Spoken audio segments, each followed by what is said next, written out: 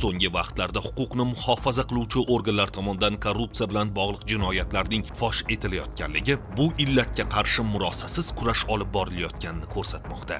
Jumladan, Buxoro viloyati Kogon tumani hokimi o'rinbosari o'z xizmat mavqeidan foydalangan holda tamagirlik yo'li bilan 12 ming AQSh dollari miqdorida pora olgan vaqtida Davlat xavfsizlik xizmati va prokuratura organlari xodimlari tomonidan ashyoviy dalillar bilan ushlandi.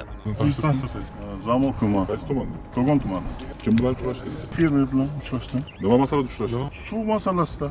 Ma'lum bo'lishicha, Buxoro tumanida shartnoma asosida dehqonchilik bilan shug'ullanuvchi fermer Qum Sulton massivida joylashgan ekin maydonlariga Kogon tumani hududi orqali keladigan suv to'xtatib qo'yilgani sababli ekin yerlarini suv bilan ta'minlashda yordam berishini so'rab ushbu hokim o'rinbosariga murojaat qilgan. Mansabdor shaxs esa ekin maydonlariga keladigan suvni ochib berishi va kelgusida bu borada muammo bo'lmasligini aytib, evaziga 15 ming AQSh dollari talab qilgan. Hozirda tuman hokimi o'rinbosariga nisbatan Jinoyat kodeksining 210-moddasi 2-qismi B va bandlari bilan jinoyat ishi qo'zg'atilib, qamoq ehtiyot chorasi qo'llanildi.